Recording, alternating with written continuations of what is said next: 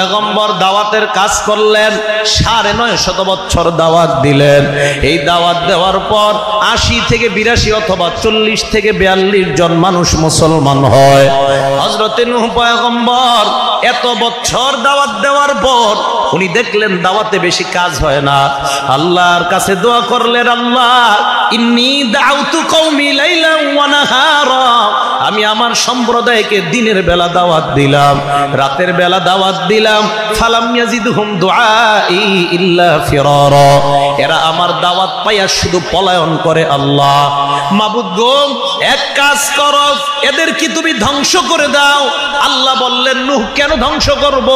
নূহ নবী বললেন, ইন্নাকা ইনতাদারহুম ইউদিল্লু ইবাদাকা ওয়ালা ইয়ালিদু ইল্লা ফাজিরান কাফফারা, এদেরকে যদি আপনি দুনিয়ার মধ্যে ছেড়ে দেন, এদের সন্তানগুলাও তাদের মতো খারাপ হবে।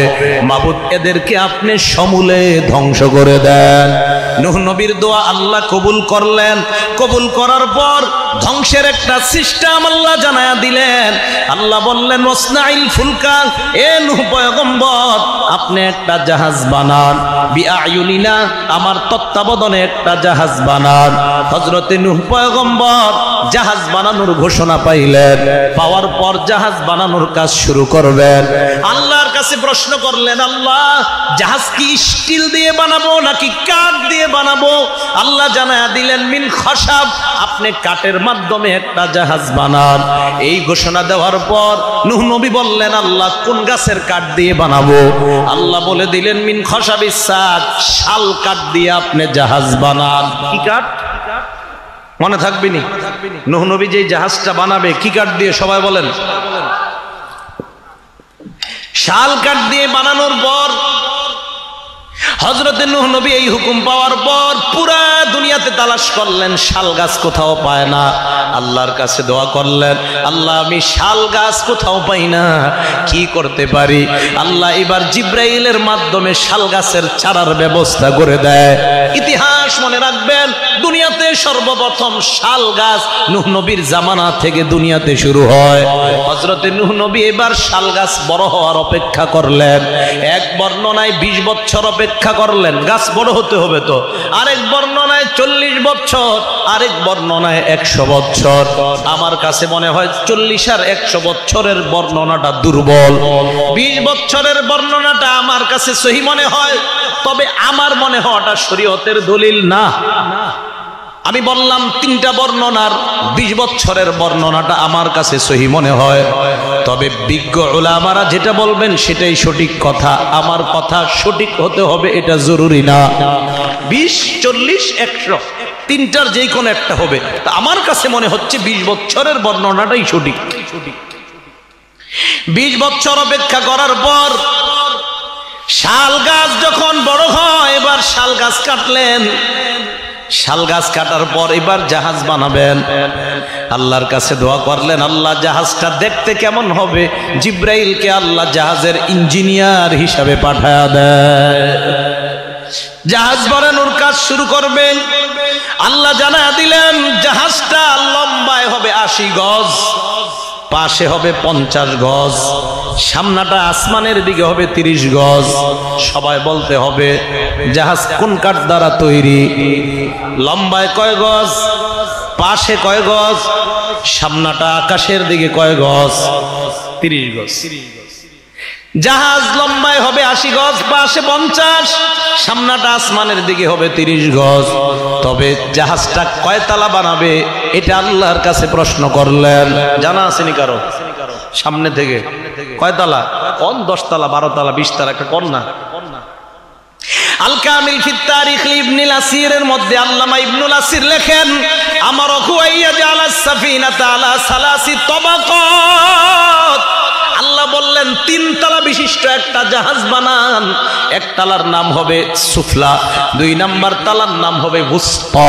১ নাম্বার তালার নাম সুফলা, ২ নাম্বার তালার নাম হবে উসতা, আর উপরের তালার নাম হবে উলিয়া। এই ৩ তালা বিশিষ্ট একটা জাহাজ বানান। নূহ নবী বললেন, আল্লাহ তিন তালা জাহাজ কেন বানাবো? আল্লাহ জানায়া দিলেন, এক নাম্বার তালায় হিংস্র প্রাণীগুলা রাখবেন, দুই নাম্বার তালায় গরু ছাগলগুলা রাখবেন, আর তিন নাম্বার তালায় আমার শ্রেষ্ঠ বান্দা মানুষগুলা আপনি উঠাইবেন। হযরতে নূহ পয়গম্বর এবার তিনতলা একটা জাহাজ বানায়, শাল কাঠ দ্বারা বানায়, লম্বায় 80 গজ, পাশে 50 গজ, সামনাটা আসমানের দিকে 30 গজ, আর জাহাজটা তিনতলা। হযরতে নূহ নবী জাহাজ বানানোর পর আল্লাহর কাছে দোয়া করলেন, আল্লাহ জাহাজ আমি বানাইলাম, এবার আমার কাজটা আমি আপনার কাছে জানতে চাই। আল্লাহ বললেন, হাত্তা ইদা জা আমরুনা ওয়া ফারাতান নূর, আমার হুকুম যখন আসবে, চুলার মধ্যে মা বোনরা ভাত রান্না করলে ভাতের মার যেমন টকবক করে জমিন থেকে পানি এইভাবে টকবক করবে, এমন যখন হবে সেদিন মনে করবেন জাহাজ চলার সময় শুরু হবে। হযরতে নূহ নবী অপেক্ষা করতে লাগলেন, ওনার বিবি একদিন চুলার মধ্যে রান্না করতেছে। বড় আশ্চর্যের ব্যাপার, ওনার বিবি যেই চুলায় রান্না করতেছে, চুলাটা ওনার বিবির চুলা না, আমাদের আম্মা হাওয়ার চুলা, মা হাওয়ার চুলা বংশ পরম্পরায় আসতে আসতে আল্লাহ পাক ওই চুলাটা হযরতে নূহ নবীর বিবির হাতে পৌঁছায় দেয়। চুলাটা কার বলেন তো? হাওয়া, মা হাওয়া। ওনার থেকে চুলাটা আসতে আসতে হযরতে নূহ নবীর বিবির হাতে পৌঁছে। আপনারা কি আমার ভাষা বুঝতেছেন সবাই? তাহলে বলেন তো জাহাজটা কয় তালা, লম্বায় কয় গজ, পাশে কয় গজ, সামনাটা আসমানের দিকে কয় গজ, কি কাঠ দিয়ে বানাইছে? দুনিয়ার প্রথম ঘরটা কোথায় বলেন তো? দুনিয়ার প্রথম ঘরটা কোন পাথর দ্বারা তৈরি হয়েছে? ইয়াকুত পাথর। কোন জায়গার ইয়াকুত পাথর? জান্নাতের। মনে থাকবে নি কথাগুলা? চাই স্টলে বৈশাখ কিবোর্ড শেখাত না করে এগুলো আলোচনা করবেন, ঠিক আছে তো? জাহাজ উনি বানাইলেন, অপেক্ষা করতে লাগলেন। ওনার বিবি চুলায় রান্না করতেছে, চুলাটাকে ওনার বিবির না আম্মাজান হাওয়া থেকে আস্তে আস্তে ওনার বিবির কাছে আসছে। এখন প্রশ্ন, চুলাটা হুজুর রান্নাতে করতেছিলেন কোন জায়গায়? আমাকে পূর্বতলায় কোন এলাকায় বৈশা নাকি? প্রশ্ন হয়। তিনটা বর্ণনা। এক নাম্বার আমাদের হিন্দুস্থানের কোন এক এলাকায়, দুই নাম্বার বর্ণনা মক্কার কোন এক এলাকায়, তিন নাম্বার বর্ণনা বাইতুল মুকাদ্দাসের দক্ষিণ গেটে বৈশা ওনার বিবি রান্না করতেছিলেন। ওনার বিবি চুলার মধ্যে রান্না করতেছিলেন, হঠাৎ তাকায় দেখে মাটি থেকে পানি টকবক করে উঠতেছে। স্বামীর কাছে দৌড়ায় যায়, কি ব্যাপার? এমন এমন দৃশ্য আমি দেখলাম। হযরতে নূহ পয়গম্বর বুঝতে পারলেন বন্যার সময় শুরু হয়ে গেছে, নিচ থেকে পানি উঠা শুরু হয়ে যায়। আল্লাহর কাছে দোয়া করলেন, আল্লাহ আমি এখন কি করব? আল্লাহ কয়, আপনি জাহাজের সামনে গিয়ে দাঁড়ান। হযরতে নূহ নবী জাহাজের সামনে দাঁড়ায়, আল্লাহ জানায়া দিলেন, ফাসলুক ফিহা মিন কুল্লিন জাওজাইন ইসনাইনি ওয়া আহলাকা ইল্লা মান সাবাকা আলাইহিল কওলু ওয়া মান আমান। আপনি এক কাজ করেন, প্রত্যেক নারী পুরুষ যত প্রাণী আছে প্রত্যেক প্রাণী থেকে নারী পুরুষ জোড়ায় জোড়ায় জাহাজের মধ্যে উঠান। নূহ নবী আল্লাহর কাছে বললেন, আল্লাহ মানুষের মধ্যে কোনটা নারী কোনটা পুরুষ আমার জানা আছে, কিন্তু অন্য প্রাণীদের সবার নারী পুরুষ তো আমার জানা নাই, আমি দেখলে কিভাবে চিনবো? কেউ যদি চিটিং করে উঠা যায়? আল্লাহ বললেন, আপনি দুই হাত দুই দিকে প্রসারিত করে দাঁড়ান। নূহ পয়গম্বর দুই হাত দুই দিকে প্রসারিত করে দাঁড়ায়। আল্লাহ জানায়া দিলেন, ডান দিকে যেই প্রাণীটা লাফ দিয়ে উঠবে ওটা পুরুষ প্রাণী হবে, আর বাম দিকে যেই প্রাণীটা লাফ দিয়ে উঠবে ওটা নারী প্রাণী হবে। সিস্টেম শিখাইয়া দিলেন। নূহ নবী দাঁড়ায় আস, অনেকক্ষণ দাঁড়ায় আস, দেখে কেউ আসে না। আল্লাহকে বললেন, আল্লাহ কেউ তো আসে না। আল্লাহ বললেন, নিচের দিকে তাকান। নূহ নবী নিচের দিকে তাকায়, তাকানোর পর দেখে আউয়ালু মান দাখালাস সাফিনাতা আন-নামলা, সর্বপ্রথম জাহাজে ওঠার জন্য ছোট্ট একটা পিঁপড়া আসছে। আওয়াজ দিয়ে বলেন সুবহানাল্লাহ। তাহলে নূহ নবীর জাহাজে সর্বপ্রথম কে উঠছে? নূহ নবী কয়, কিরে পিঁপড়া তুই আইছত? কয়, হুজুর আল্লাহ পাঠাইছে, কি করা? উঠেছে। এক এক করে করে প্রাণী উঠাইতেছে। আলোচনা কি সামনের দিকে চলবে? আপনারা বললে কিন্তু চলবে। তো সামনের দিকে যদি আলোচনা চলে ইনশাল্লাহ আপনারা সবাই স্টেজে ওলামায়ে কেরাম ছাড়া সামনে যারা আছেন হাতগুলো তুলে নামান, আবার আরেকবার তুলেন, আবার নামান, মানে কিছু মনে করেন না, আমাদের ঘুমের ভাব থাকলে ওটা চলে গেছে, ঠিক আছে? হ্যাঁ, তো এবার জাহাজের মধ্যে পিঁপড়া উঠছে প্রথম। পিঁপড়া উঠার পর দেখলেন আস্তে আস্তে অন্য প্রাণী আসতেছে। হঠাৎ রশির মতো পেঁচাইতে পেঁচাইতে একটা প্রাণী আসছে, নাম কি? সাপ। নূহ নবী সাপ দেখার পর আল্লাহর কাছে বলেন, আল্লাহ সাপ আমি ভয় পাই, মানুষও ভয় পায়, এ মাবুদ সাপ না উঠাইলে হয় না। আল্লাহ বললেন না, সাপ উঠাইতে হবে। সাপ যদি না থাকে সাপের বংশ বিস্তার কিভাবে হবে? সাপে আমি আল্লাহ বিষ দান করলাম, জাহাজে যতদিন থাকবে ততদিনের জন্য আমি তার বিষ দূর করে দিলাম। সাপ উঠানোর পর অন্য প্রাণীগুলো আসতেছে। হঠাৎ বনের রাজা সিংহ আসছে। নূহ নবী কয়, আল্লাহ সিংহ মানুষও ভয় পায়, গরু ছাগলও ভয় পায়, এটারে উঠানোর কোনো দরকার নাই। আল্লাহ বললেন, না না কোনো সমস্যা নাই, সিংহের মাথায় আপনি হাত দেন। হযরতে নূহ নবী সিংহের মাথায় হাত দেয়। হাত দেওয়ার পর আল্লাহ বললেন, কি বুঝলেন? কয় মাবুদ সিংহের মাথা গরম। আল্লাহ বলেন, না না এটা গরম না, এটা হলো একটা রোগ, এই রোগের নাম হলো আল হুম্মা। হুম্মা শব্দের অর্থ হলো জ্বর। দুনিয়ার ইতিহাসে কোনো মানুষের সর্বপ্রথম জ্বর হয় নাই।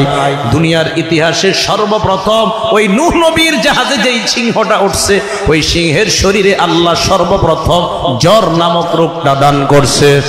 এর আগে দুনিয়াতে কোনো মানুষের জ্বর হয় নাই। আরেকটা ইতিহাস জানলাম আমরা, দুনিয়াতে সর্বপ্রথম জ্বর কোনো মানুষের হয় নাই, নূহ নবীর জাহাজের ওই সিংহের শরীরে হইছে। কয় মাবুদ জ্বর হইলে কি হবে? কয়টা এমন একটা রোগ যার কারণে দুর্বল হয়ে যায়। জাহাজ যতদিন চলবে সিংহের জ্বর থাকবে, দুর্বলতার কারণে কারো উপর আক্রমণ করতে পারবে না। এক এক করে সব প্রাণীরা উঠছে। উঠার পর সর্বশেষ যেই প্রাণীটা জাহাজে উঠার জন্য আসছে, আখিরু মান দাখালাস সাফিনাতাল হিমার, একটা গাধা আসছে সর্বশেষ জাহাজে উঠার জন্য। আওয়াজ দিয়ে বলেন, সর্বপ্রথম কে আসছিল? সর্বশেষ কে আসছে? মজার ব্যাপার, গাধা যখন জাহাজে উঠছে, গাধার বুক জাহাজের মধ্যে উঠছে, পিছনের অংশ আর জাহাজের মধ্যে ওঠে না। নূহ নবী ডাক দিয়ে বললেন, মালাকা ইয়া হিমার, এ গাধা কি হইল? কেন পরিপূর্ণভাবে জাহাজে প্রবেশ করো না? গাধা জবাব দেয়, হুজুর আমার কোনো দোষ নাই, ভালো করে আপনি একটু নিচের দিকে তাকান।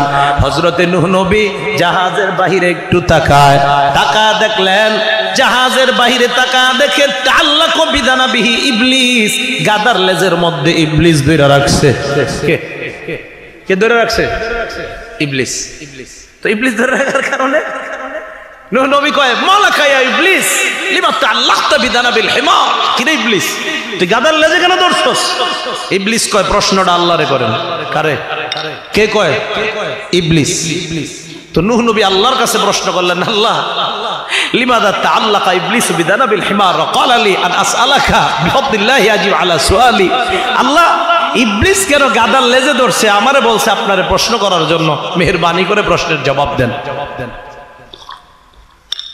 আল্লাহ জানায়া দিলেন, নূহ পয়গম্বর, আমি ইবলিসকে কিয়ামত পর্যন্ত হায়াত দান করেছি, ওয়াদা করেছি কিয়ামত পর্যন্ত হায়াত দেওয়ার ওয়াদা করলাম। ইবলিস যদি বন্যায় ডুবে মরে যায়, আমি আল্লাহর ওয়াদা ঠিক থাকবে না। এই জন্য আপনি ইবলিসকেও জাহাজের মধ্যে উঠায় নেন। হযরতে নূহ পয়গম্বর ইবলিসকেও জাহাজের মধ্যে উঠায়। জোরে বলতে হবে, গরুর লেজ আছে না নাই? কুত্তার লেজ আছে না নাই? বিড়ালের লেজ আছে না নাই? সব লেজ থাকতে ইবলিস কার লেজে ধরছে? আওয়াজ দিয়া বলেন, কার লেজে ধরছে? এর মানে মনে রাখবেন, ইবলিস যাদের লেজে ধরে তারা গাধা হয় সাধারণত। কোরআনের বিরুদ্ধে, হাদিসের বিরুদ্ধে, ইসলামের বিরুদ্ধে যারা কথা কয়, কোনো সন্দেহ নাই এদের লেজে ইবলিস ধরছে, কারণ তারা ইন্টারন্যাশনাল গাধা। কে ধরছে লেজে? ইবলিস কার লেজে ধরে? কোরআনের বিরুদ্ধে যারা কথা কয় তাদের লেজে কে ধরে? আর আমরা জানি ইবলিস কার লেজে ধরে। তাহলে যারা মসজিদ মাদ্রাসা কোরআনের বিরুদ্ধে কথা বলে তারা কি বলেন তো? গাদার লেজে ধরে কে? মনে থাকবে নি? তো জাহাজে উঠছে গাদা। উঠার পর নিচ থেকে পানি উঠা শুরু হয়, প্রচুর পরিমাণ পানি হয়, আসমান থেকেও পানি পড়া শুরু হয়। এত পরিমাণ দুনিয়ার মধ্যে পানি হয়, দুনিয়ার সবচাইতে উঁচু পাহাড় মাউন্ট এভারেস্ট, ওই পাহাড়ের উপরে 15 গজ পরিমাণ পানি হয়। দুনিয়ার সবচাইতে উঁচু পাহাড়, ওই পাহাড়ের 15 গজ উপরে পানি হয়। এত পরিমাণ পানি দুনিয়ার মধ্যে হয়। আপনাদের প্রশ্ন, হুজুর কাবা ঘরের সাথে এই যে ঘটনা বললেন, ঘটনার কি সম্পর্ক? হযরতে নূহ নবীর জামানায় কি সম্পর্ক দেখেন। নূহ নবী জাহাজের মধ্যে উঠলেন, জাহাজ চলা এখন শুরু হবে। আল্লাহর দরবারে দোয়া করলেন, আল্লাহ জাহাজ চালাবো, জাহাজের ইঞ্জিলের কোনো ব্যবস্থা নাই। আল্লাহ বললেন, ইঞ্জিল দরকার নাই, আপনি জাহাজের মধ্যে যখন উঠবেন, আরকাবু ফিহা বিসমিল্লাহি মাজরিহা ওয়া মুরসাহা ইন্না রাব্বী লাগফুরুর রহিম। এই দোয়াটা পড়বেন, পড়ার পর দেখবেন অটোমেটিক জাহাজ চলা শুরু হয়ে যায়। হযরতে নূহ পয়গম্বর জাহাজের মধ্যে উঠার পর জাহাজ চলা শুরু হয়ে যায়। পুরা দুনিয়ার মধ্যে, আমাদের এই এলাকায় জাহাজ আসছে, পুরা দুনিয়ার মধ্যে জাহাজটা 6 মাস পর্যন্ত চলছে। কয় মাস? 6 মাস চলতে চলতে জাহাজ যখন নাকি দুনিয়ার প্রথম ঘর কাবার এলাকার মধ্যে যায়, যাওয়ার পর দেখে কাবা শরীফটা আর দুনিয়ার মধ্যে নাই। কি ব্যাপার, কাবা কোথায় গেল? আল্লাহ জানা দেয়, দুনিয়ার প্রথম ঘর কাবা, যেই কাবা আমি জান্নাতের ইয়াকুত পাথর দ্বারা বানাইলাম নূহ নবীর বন্যার সময়, ওই কাবাটা জিব্রাইলের মাধ্যমে আমি 4 নাম্বার আসমানে উঠায় নিলাম। কয় নাম্বার আসমানে? তাহলে বন্যার সাথে প্রথম ঘরের সম্পর্ক আছে। হযরতে নূহ নবী তাকায়া দেখেন, যেই জায়গায় কাবাটা, জাহাজ মানুষ ভর্তি, পুরা জাহাজটা নিয়ে অটোমেটিক ওই জায়গাটা জাহাজ 7টা চক্কর লাগায়া দেয়। জাহাজ 7 চক্কর দেওয়ার পর এবার জাহাজ চলতে চলতে জুদি পাহাড়ের উপর গিয়ে জাহাজ থামছে। জাহাজ থামার পর আল্লাহ বললেন, ইহবিত বিসালামিম মিন্না ওয়া বারাকাত, আপনি নিরাপদে এবার জমিনের মধ্যে নামেন। হযরতে নূহ নবী চিন্তা করলেন, দুনিয়াতে নামার আগে একটু পরীক্ষা করা দরকার, পানিগুলা শুকাইছে কিনা। কাককে ডাক দিলেন, আপনাদের দেশে মনে হয় কাউয়া কয় বা কাক কয়, কাক আর কাউয়া চিনি তো আমরা। নূহ নবী ডাক দিয়ে বললেন, এ কাক, তুই দুনিয়ার মধ্যে যা, যাওয়ার পর দেখবি পানি শুকাইছে কিনা। কাক দুনিয়াতে আসছে, আসার পর কাক আর যায় না। দুনিয়াতে আসছে, নূহ নবীর কাছে আর যায় না। নূহ নবী চিন্তায় পড়ে গেলেন, এত আগে কাক আমি পাঠাইলাম, এখনো কেন আসে না। কবুতরকে ডাক দিয়ে বললেন, কবুতর দুনিয়ার মধ্যে যাও, দেখবা পানি শুকাইছে কিনা। কবুতর আসছে, আইসা তাড়াতাড়ি সংবাদ দিছে, হুজুর পানি শুকাইছে। একটু পর কাকও আসছে। কাক আসার পর নূহ নবী বললেন, মা লাকা ইয়া গুরাব লিমা তাখারতা, কিরে কাক তুমি কেন দেরি করলা? কাক জবাব দেয়, আল্লাহর পয়গম্বর মেহেরবানি করে আমাকে মাফ করে দেন, আমি দুনিয়াতে গেলাম, যাওয়ার পর গরু পচা দেইখা লোভ সামলাইতে পারি নাই, গরুর উপর বইসা আমি ঠরকানো শুরু করে দিলাম। হযরতে নূহ নবী তাকায়া বলেন, এ কাক, কিয়ামত পর্যন্ত মানুষের সাথে তোমার বসবাস সম্ভব নয়। আর কবুতরকে বললেন, কবুতর, কিয়ামত পর্যন্ত মানুষ একটা ঘরে ঘুমাবে, পাশের ঘরে ছোট্ট তোমার জন্য ব্যবস্থা করে রাখবে। আপনাদের এলাকায় কাক কেউ পালে? কবুতর? ওই যে নূহ নবী বলছে তাই। তাহলে এবার আসেন, বন্যার সময় দুনিয়ার প্রথম ঘর কাবা আল্লাহ কয় নাম্বার আসমানে উঠাইছে? এখন প্রশ্ন, হুজুর তাহলে কাবা আর দুনিয়াতে নাই? এরকমই তো ব্যাপারটা, কাবা দুনিয়াতে নাই, আসলেই নাই। হযরতে নূহ নবীর পর হযরত হুদ আলাইহিস সালাতু ওয়াস সালাম যখন কাবার কাছে গেছে তওয়াফ করার জন্য, কাবা শরীফ তালাশ করে পায় না। হযরতে নূহ নবী ওই কাবা অনুমান করে তওয়াফ করে নেয়। এরপর হযরতে সালেহ নবী, উনিও কাবা তওয়াফ করার জন্য যায়, উনিও তালাশ করে কাবা পায় না, উনিও একটা অনুমান করে তওয়াফ করে চলে আসে। তাহলে নূহ নবীর পরে ইব্রাহিম নবীর আগে দুনিয়াতে 2 জন নবী আসছে, একজনের নাম হুদ, আরেকজনের নাম সালেহ নবী। এই 2 জন কাবায় হজ করার জন্য যাওয়ার পরেও কাবা তালাশ করে পায় না। নূহ নবীর বন্যার 98 বছর আগে ওনার একটা সন্তান হয়। নূহ নবীর বন্যার 98 বছর আগে নূহ নবীর একটা সন্তান হয়। এই সন্তানটার নাম হলো সাম। কি নাম? সামের এক সন্তান নাম আরফাকশাদ, আরফাকশাদের এক সন্তানের নাম কয়নান, কয়নানের এক সন্তানের নাম শালাক, শালাকের সন্তানের নাম গবের, গবেরের এক সন্তানের নাম ফালাক, ফালাকের এক সন্তানের নাম আরগু, আরগুর এক সন্তানের নাম আরফাকশাদ, আরগুর এক সন্তানের নাম সারুগ, সারুগের এক সন্তানের নাম নাখুর, নাখুরের এক সন্তানের নাম তারিখ বা আজার, আর আজারের সন্তানের নাম ইব্রাহিম আলাইহিস সালাতু ওয়াস সালাম। ইব্রাহিম নবীর বংশ পরম্পরা। ওনার বাবার নাম তারিখ, ওনার বাবার নাম নাখুর, নাখুরের বাবার নাম সারুগ, সারুগের বাবার নাম আরগু, আরগুর বাবার নাম ফালাক, ফালাকের বাবার নাম গবের, গবেরের বাবার নাম শালাক, শালাকের বাবার নাম কাইনান, কাইনানের বাবার নাম আরফাকশাদ, আরফাকশাদের বাবার নাম সাম, সামের বাবার নাম নূহ আলাইহিস সালাতু ওয়াস সালাম। এই নূহ নবী থেকে ইব্রাহিম নবী পর্যন্ত দুনিয়াতে মাত্র দুইজন নবী, একজন হযরতে হুদ, আরেকজন হযরতে সালেহ। এই দুই নবী হজ করতে গেছে, যাওয়ার পর দেখে কাবা শরীফ ওই জায়গায় নাই। ইব্রাহিম নবীর যোগ আসছে। হযরত ইব্রাহিম পয়গম্বর আস্তে আস্তে যখন বড় হয়, লম্বা আলোচনা, ইব্রাহিম নবী যারে বিয়ে করছেন এই মহিলাটার নাম সারা। হযরতে সারা এত সুন্দর, কোন কোন বর্ণনা আসছে আম্মাজান হাওয়া উনি হলেন দুনিয়ার সবচাইতে সুন্দরী নারী।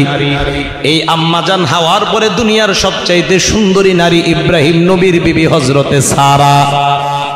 এই হযরতে সারা, হযরত ইব্রাহিম নবী বিয়ে করার পর সারার গর্ভে কোনো সন্তান নাই।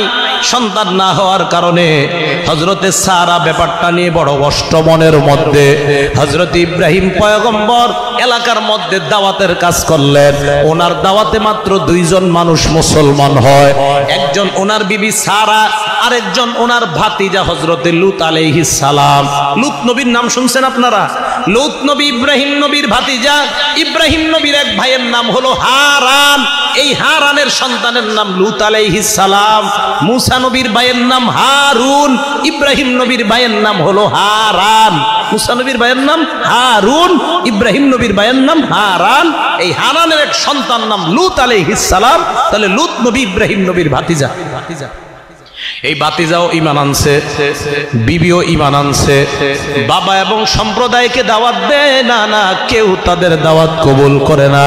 ইব্রাহিম নবী নিজের ভাতিজা এবং বিবিকে নিয়ে রওনা হয় শাম দেশে। শাম দেশে যাওয়ার সময় মাঝখানে মিশর অতিক্রম করতে হয়। মিশরের তৎকালীন বাদশার নাম হলো সিনান ইবনে ইলওয়ান। এই সিনান ইবনে ইলওয়ান বাদশার চরিত্র বড় খারাপ। বাদশার সুন্দরী কোনো মেয়ে দেখলেই অপকর্ম করতে চায়। বাদশার কানে সংবাদ আসলো, ও বাদশা, আমাদের এলাকায় সুন্দরী একটা মেয়ে আসছে। এই সংবাদ আসার পর বাদশা বলল, তাড়াতাড়ি মেয়েটাকে আমার দরবারে আনো। ইব্রাহিম নবী সারাকে বলল, সারা, বাদশার সামনে যাওয়ার পর বাদশা যদি তোমাকে প্রশ্ন করে কে তুমি, তুমি বলবা তুমি আমার বোন, আমি তোমার ভাই। সারা বললেন, আপনি তো আমার স্বামী লাগেন, আমি কেন বলবো আপনি আমার ভাই? কয় সমস্যা নেই, আদম তোর বাপ আমারও বাপ, এই হিসাবে আমরা ভাই বোন। হ্যাঁ, আদম তোমার বাপ আমারও বাপ, এই জন্য আমরা ভাই বোন, সমস্যা নেই। সারারে নিয়ে গেছে ইব্রাহিম নবীকে বাদশা সিনান ইবনে ইলওয়ানের সামনে নিয়ে গেছে। যাওয়ার পর বাদশা প্রশ্ন করলো, মান আনতি ওয়া মান হুয়া, তুমি কে সে কে? সারা জবাব দিল, আনা উখতুহু ওয়া হুয়া আখি, সে আমার ভাই আমি তার বোন। বাদশা দেখছে সারা এত সুন্দরী, ভাই বোনের পরিচয় দিলেও লাভ নাই। কে আসো তোমরা, আসো তাড়াতাড়ি এই ইব্রাহিমকে বাহিরে নাও, তার বিবিরে ঘরে রাখো, সে অপকর্ম করবে। আওয়াজ দিয়ে বলেন নাউজুবিল্লাহ। সারা বাদশার ঘরের মধ্যে ইব্রাহিম নবী বের হইলেন। হওয়ার পর আল্লাহর দরবারে সালাতের মধ্যে দাঁড়ায়া যায়। নবীদের সুন্নত মনে রাখবেন, আমাদের নবীর সুন্নত, ইযা হাযাবাহু আমরুন ফাজা ইলাস সালাহ। আল্লাহ নবী যখন কোন পেরেশানির মধ্যে পড়তেন, সাথে সাথে নামাজের মধ্যে দাঁড়ায়া যায়। হযরত ইব্রাহিম নবী সালাতের মধ্যে দাঁড়ায় আল্লাহর কাছে দোয়া করলেন, আল্লাহ আমার বিবিকে বাচ্চার সামনে রেখে আসলাম, জানি না বিবির কি অবস্থা। মাবুদ তুমি ছাড়া তাকে রক্ষা করার মতো কেউ নাই।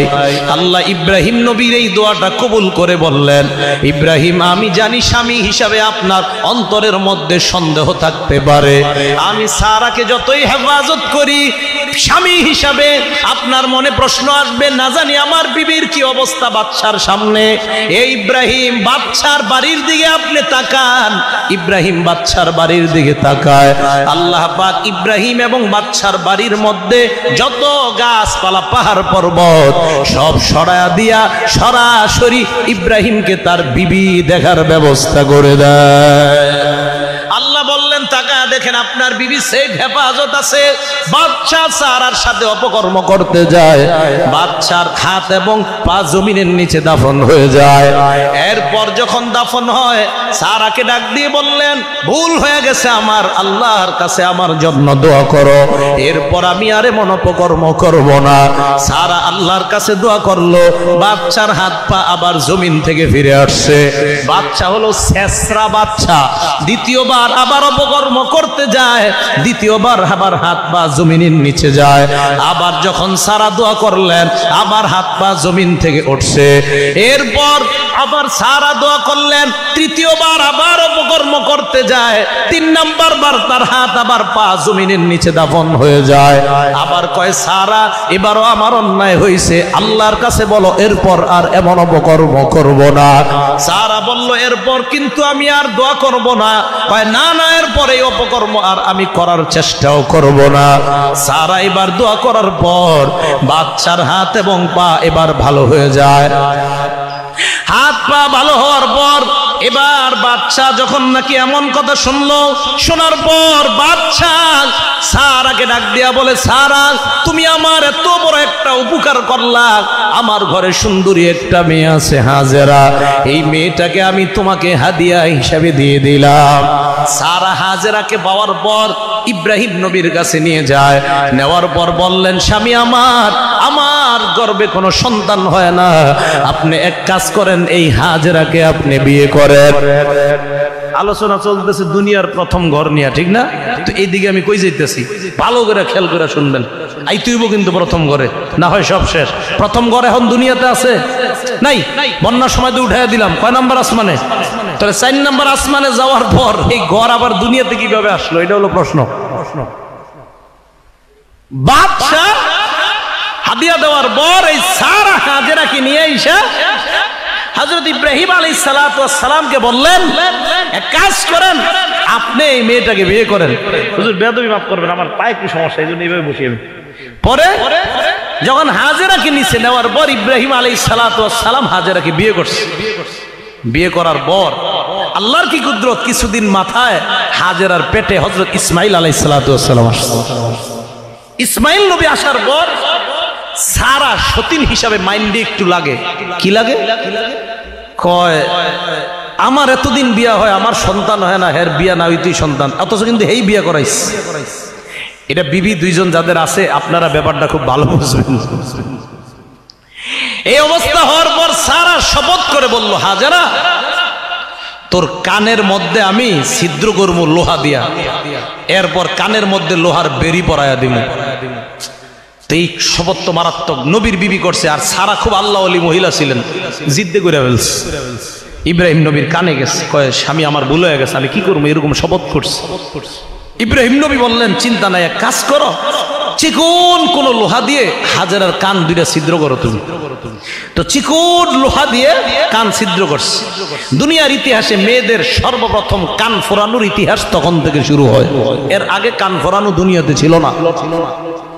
কান ফোরানোর পর হযরত ইব্রাহিম আলাইহিস সালাতু ওয়াস সালাম বললেন, এবারে কাজ করো, চিকন দুইটা এরকম বালার মতো কিছু তার কানের মধ্যে পরায়া দাও। তো যেহেতু লোহা ঢুকাইবো এটাও বলছে, তো হাজেরার কানের মধ্যে চিকন দুইটা দেওয়ার পর দেখে আল্লাহ তাআলা আগের চাইতে হাজেরার সৌন্দর্য আরো বাড়ায়া দিচ্ছে। সৌন্দর্য বাইরে যাওয়ার কারণে আবার শপথ করছে, আমি তোর পায়ের মধ্যে শিকল বরামো। হযরত ইব্রাহিম নবী বললেন, আবার কেন শপথ করলা? কয় জোশে উত্তেজনা বশত করে ফেলছি, মাফ করেন। শপথ থেকে মুক্তি পাওয়া যায় কিভাবে, এমন কোন বুদ্ধি আমারে দেন। কয়েক কাজ করো, চিকন চিকন দুইটা শিকল হাজেরার পায়ে পড়ায়া দাও। চিকন পাতলা দুইটা শিকল পরায়া দেয়। পরায়া দেওয়ার পর হাজেরা এইবার হাঁটলে আওয়াজ হয়, সুন্দর আওয়াজ হয়। তখন থেকে মেয়েদের নুপুর পরার ইতিহাস শুরু হয়। এর আগে দুনিয়ার কোন মেয়ে দুনিয়াতে নুপুর পরে নাই। হাজেরা নুপুর পরার পর তার সৌন্দর্য আরো বেড়ে যায়। এবার মাসআলা, হুজুর তার মানে আগামীকাল আমাদের এলাকার মহিলারা নুপুর পইরা এই রাস্তা দিয়ে হাঁটবে না? না, মেয়েদের যাদের সাথে দেখা দেওয়া জায়েজ তাদের সামনে নুপুর পরা জায়েজ, আর যাদের সাথে দেখা দেওয়া হারাম তাদের কানে মেয়ের নুপুর আওয়াজ যাওয়াও হারাম। কথা মাসালা মনে থাকবে তো? যাদের সাথে দেখা দেওয়া হারাম তাদের সামনে নুপুরের আওয়াজ, তাদের কানে যাওয়া হারাম, তাদের সামনে পড়াও হারাম। হযরতে হাজেরার পেট থেকে ইসমাইল দুনিয়াতে আসলেন।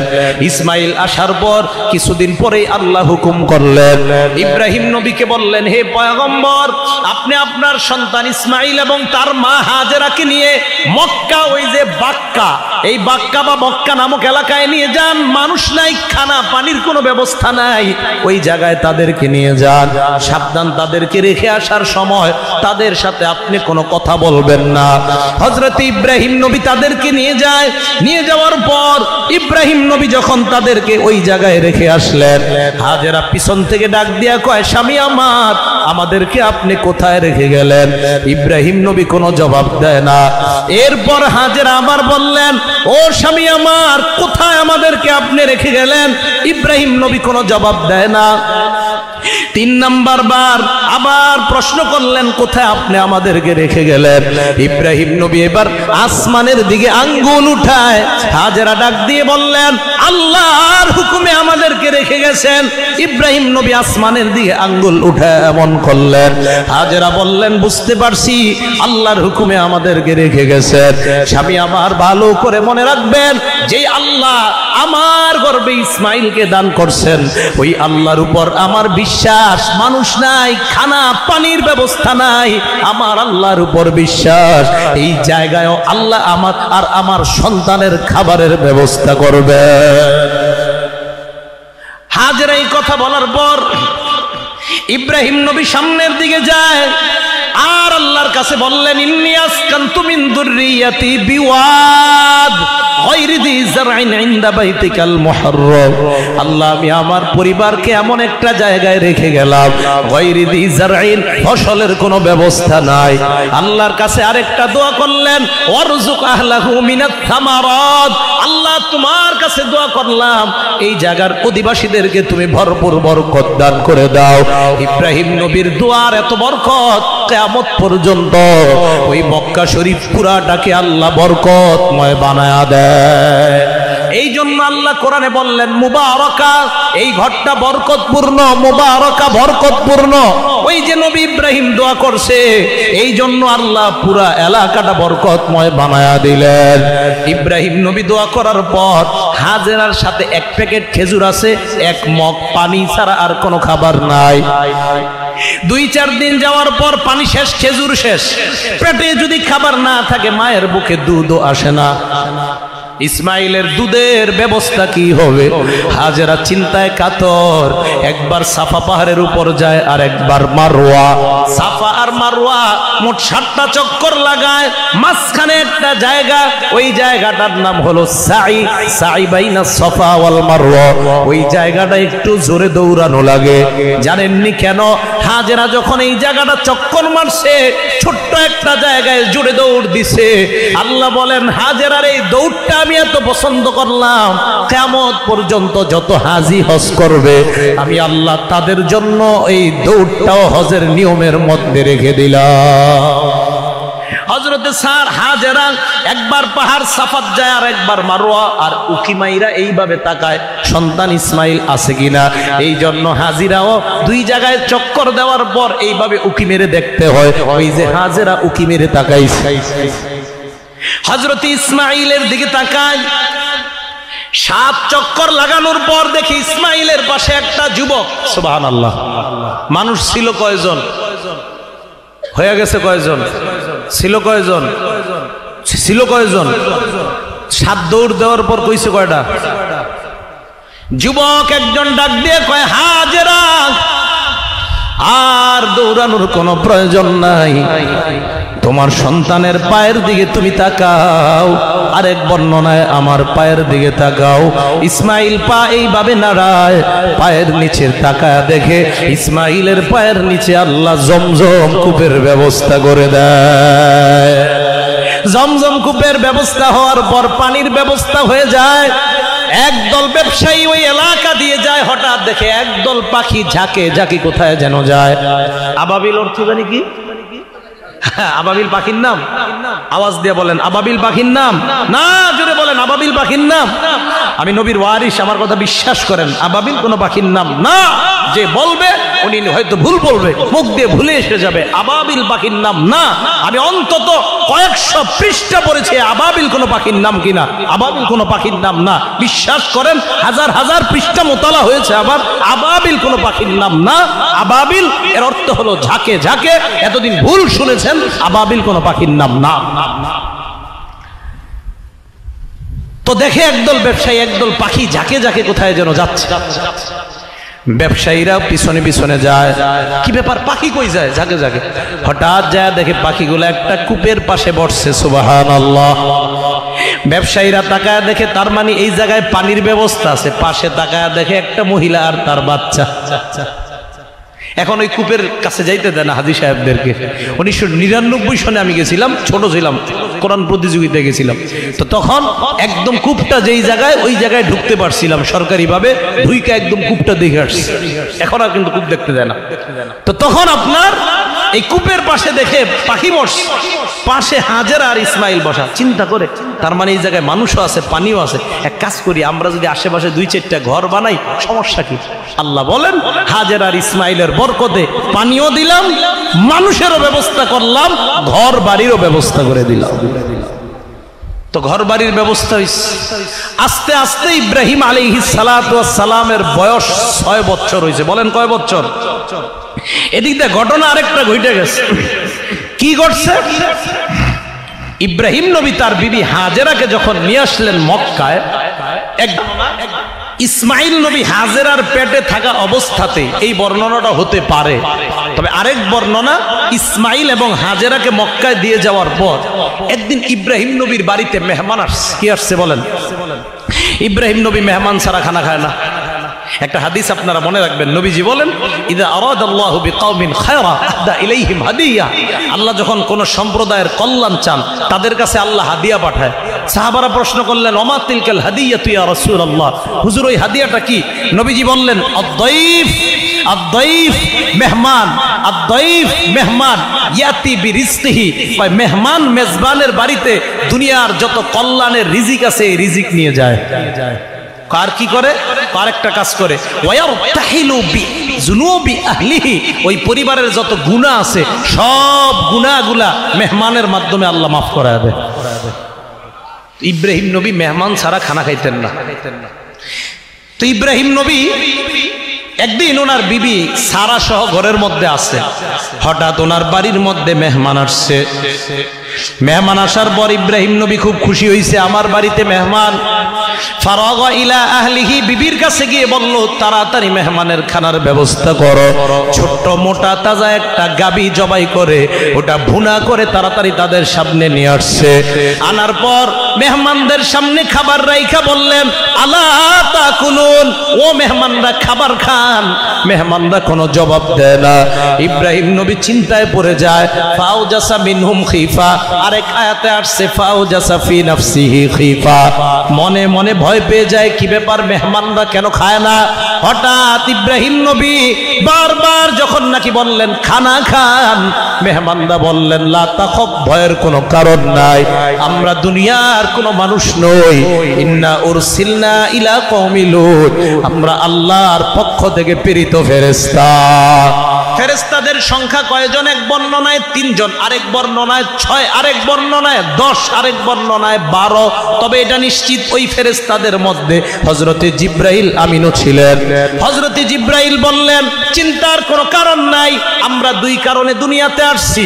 1 নাম্বার, আপনার ভাতিজা লূতের সম্প্রদায়কে আমরা ধ্বংস করব। 2 নাম্বার, আরেকটা কাজ করার জন্য আসছি। কয় কি কাজ? আপনাকে সংবাদ দেওয়ার জন্য আপনার বৃদ্ধা বিবি সারার গর্ভে আল্লাহ ইসহাক নামে একটা সন্তান দান করবে। হযরতে সারা ঘরের ভিতর থেকে, পর্দার আড়াল থেকে ফাসাক্কাত ওয়াজহাহা, সক্কা মানে ঘুষি দেওয়া। আল্লাহ বলেন ফাসাক্কাত ওয়াজহাহা, সারা গালে ঘুষি দিতেছে। তো আমি ঘুষির অনুবাদ করি না, আমি অনুবাদ করি সারা গালে থাপ্পড় দিতে দিতে এইভাবে মহিলারা যেটা করে দেখবেন, এরকম করে দেখবেন। হযরতে সারা ঘরের ভিতর থেকে এইভাবে করতে করতে আয়েশা কয়, এই স্বামী আমার, মেহমানদেরকে আপনি বলেন এই বুড়ি বয়সে বুঝি আমার পেটে সন্তান আসবে? আজুজুন আকিম, আমি বৃদ্ধা বন্ধা, আমার কোনো সন্তান হয় না। আল্লাহর ফেরেশতারা জবাব দেয়, ক্বালা কাযালিকি ক্বালা রাব্বুক, কয় ব্যাপারটা এমনই হবে, তোমার রব আল্লাহ যখন বলছেন 100 বছর কেন 1000 বছর বয়সে আল্লাহ সন্তান দিতে পারেন কিনা আল্লাহ সন্তান দিতে? তাহলে বলেন 100 বছর বয়সে সারার গর্ভে 100 বা 90 বা 99 সারার বয়স, ওই বয়সে সারার গর্ভে সন্তান দিয়েছেন কে? আরো জোরে বলেন কে? ল্যাংটা বাবা, খাজা বাবা, দয়াল বাবা, বিরি বাবা, আকিজ বাবা, কোনো বাবা দেয় না। সন্তান দেওয়া নেওয়া সবকিছুর মালিক কে? আরো জোরে বলেন কে? সূরা শুরা আয়াত নম্বর 49 50 আল্লাহ বলেন, ইয়াহাবু লিমান ইয়াশাউ ইনাসা ওয়া ইয়াহাবু লিমান ইয়াশাউ যুকুর, যাকে ইচ্ছা আল্লাহ তাকে সন্তান দেন, যাকে ইচ্ছা তাকে আল্লাহ ছেলে দেন, যাকে ইচ্ছা তাকে আল্লাহ মেয়ে দেন। ওয়া ইয়াহাবু লিমান ইয়াশাউ আকিম ওয়া ইয়াজআলু লিমান ইয়াশাউ আকিমা, যাকে ইচ্ছা আল্লাহ তাকে বান্দা বানান। আওয়াজ দিয়ে বলতে হবে, ছেলে দেওয়ার মালিক কে? মেয়ে দেওয়ার মালিক কে? আও ইউযাউবিজুহুম যুকরানা ওয়া ইনাসা, ছেলে মেয়ে উভয়টাই দিতে পারেন, এটারও মালিক কে? ওয়াজআলু মাইয়াশাউ আকিমা, আর চাইলে আল্লাহ আপনার বিবিরে বন্ধা রাখতে পারেন, ছেলে সন্তানও হবে না, মেয়েও হবে না, এটাও ক্ষমতা কার? বিশ্বাস সবার? তাহলে সারারে 100 বছর বয়সে সন্তান দিছে কে? কে দিছে? সম্মগঞ্জের বিশ্বাস। কি বলেন? আসেনি? হ্যাঁ, কুতুববাগের পীর, হ্যাঁ, এই জাতীয় পীর যারা আপনাদেরকে বলবে মারেফতের জগৎ পাওয়া গেলেই সব পাওয়া গেছে, অন্য কিছু আর দরকার নাই, এদের কথা কিন্তু শোনা যাবে না। হক্কানি উলামায়ে কেরামের কথা শুনতে হবে। যাদের কথা শুনলে আপনারা আল্লাহ আল্লাহ রসুলের পথে চলতে পারবেন, তাদের কথা শুনতে হবে। রাজি আছি না সকলে ইনশাআল্লাহ? সারার গর্ভে হযরত ইসহাক নবী আসছে, ইসমাইল আসলেন হযরতে হাজেরার গর্ভে। মনে রাখবেন, এই ইসহাক নবীর বংশে আল্লাহ হাজার হাজার নবী দান করছে। ইসমাইল নবীর বংশে মাত্র একজন নবী আল্লাহ পাঠাইছে, তিনি হলেন মুহাম্মদুর রাসূলুল্লাহ সাল্লাল্লাহু আলাইহি সাল্লাম। ইসমাইল নবীর বংশে নবী একজন, কিন্তু এমন একজন যিনি সবার চাইতে শ্রেষ্ঠ। আর ইসহাক নবীর বংশে আল্লাহ হাজার হাজার নবী বানাইছেন। তাহলে ইসহাক নবীর আব্বাকে বলেন, ইসহাক নবীর আব্বাকে ইব্রাহিম, ইসমাইল নবীর আব্বাকে। তাহলে ইসহাক নবীরও হাজার হাজার বংশধর নবী, আবার ইসমাইল নবীরও বংশধর নবী। এই জন্য ইব্রাহিম নবীর এক ছেলে ইসহাক, আরেক ছেলে ইসমাইল, আর এই দুইজনের মাধ্যমেই লাখ লাখ নবী দুনিয়াতে আসছে। এই জন্য ইব্রাহিম নবীকে আবুল আম্বিয়া, নবীগণের পিতা বলা হয়। বলেন সুবহানাল্লাহ। হযরত ইসমাইল বয়স যখন 6, কয় বছর? 6। ইব্রাহিম নবীকে আল্লাহ একদিন স্বপ্নে দেখায় রাতের বেলা। তাফসীরে জালালাইন জুমাল অথবা সাওয়ী নামক হাসিয়ায় পাবেন, আল্লাহ ইব্রাহিম নবীকে স্বপ্নে দেখা বলেন, ইসবাহ মা তুহিব্বুন, এই ইব্রাহিম পয়গম্বর আপনার প্রিয় বস্তুটা আল্লাহর রাস্তায় কোরবানি করেন। ইব্রাহিম নবী স্বপ্ন থেকে জায়গা 100 উট আল্লাহর রাস্তায় কোরবানি করে দেয়। 2 নাম্বার দিন আবার স্বপ্নে দেখলেন, ইসবাহ মা তুহিব্বু, আপনি আপনার প্রিয় বস্তুটা আমার রাস্তায় কোরবানি করেন। ইব্রাহিম নবী আবার 100 উট কোরবানি করলেন। আবার 3 নাম্বার দিন স্বপ্ন দেখলেন, কে যেন ডাক দিয়া কয় আপনি আপনার প্রিয় বস্তু কোরবানি করে দেন। ইব্রাহিম নবী এবার চিন্তা করলেন, আমি 3 দিন একই স্বপ্ন দেখলাম, আমার প্রিয় বস্তু কি, আমি ওট কোরবানি করলাম, তার মানে ওট আমার প্রিয় না। অনেকক্ষণ চিন্তা করে দেখলেন, দুনিয়ার মধ্যে আমার প্রিয় হলো আমার সন্তান ইসমাইল। ইব্রাহিম নবী বুঝলেন আমার ছেলে ইসমাইলকে কোরবানি করার জন্য আল্লাহ বলতেছেন। হাজেরার কাছে গেলেন, যাওয়ার পর বললেন, হাজেরা আমার ছেলে ইসমাইলকে তুমি সাজা দাও। হাজেরা বললেন, কেন? কয় তাকে পাহাড়ে নিয়ে যাব। পাহাড়ে কেন নিবেন? কয় ঘাস কাটার জন্য। কি জন্য? এই জায়গায় একটা কথা মনে রাখতে হবে আপনাদের। আমি আপনাদের এই পূর্বদলা আসলাম, কেউ আমাকে জিজ্ঞাসা করলো কই যান, আমি বলছি ময়মনসিংহ, ঢাকা থেকে। তা আমি কি ময়মনসিংহ হয়ে আসছি এখানে? তাহলে আমার বলাটাকে মিথ্যা হইছে? আমি বলছি ময়মনসিংহ যাব, ময়মনসিংহ থেকে যে পূর্বদলা যাব বলি নাই। তো ইব্রাহিম নবী বললেন আমি পাহাড়ে ঘাস কাটতে যাব, এরপর যে ইসমাইলরে মিনায় নিয়ে যাবে জবাই করার জন্য, এটা বিবিরে বলে নাই। তো বিবি কয় কই নিবেন? কয় পাহাড়ে নিব ঘাস কাটতে। তো ঘাস কাটলে কি পোশাক পরান লাগে সুন্দর? কয় পরায় দাও। ইসমাইলকে সুন্দর পোশাক পরানোর পর হযরত ইব্রাহিম ইসমাইলকে নিয়ে প্রথমে পাহাড়ে গেলেন, ঘাস কাটলেন, তার মানে কথা সত্যি বাস্তবায়ন করলেন। এরপর ইসমাইলকে নিয়ে রওনা হয় মিনার দিকে। মিস্টার ইবলিস চিন্তা করলো, আশ্চর্যের ব্যাপার, আল্লাহর বান্দা আল্লাহর হুকুম পালন করবে এত সুন্দরভাবে, আমি ইবলিস এটা সহ্য করতে পারবো না।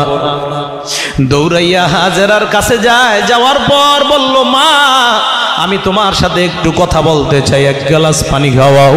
হাজেরা তাকায় দেখে মুরব্বী সাদা দাড়ি পাগড়িওয়ালা একটা আল্লাহওয়ালা। হাজেরা ডাক দিয়ে বললেন, কেন ঘরে নাকি কোনো কথা আছে নাকি, কেন ঘরে আসবেন? কয় হ্যাঁ, তোমার সাথে প্রাইভেট একটা কথা আছে। আতালামিনা আন্না যাওজাকি, তুমি কি জানো তোমার স্বামী আইনা ইয়াযহাবু বিওয়ালাদাকি, তোমার সন্তান ইসমাইলকে নিয়ে কোথায় যায় জানো?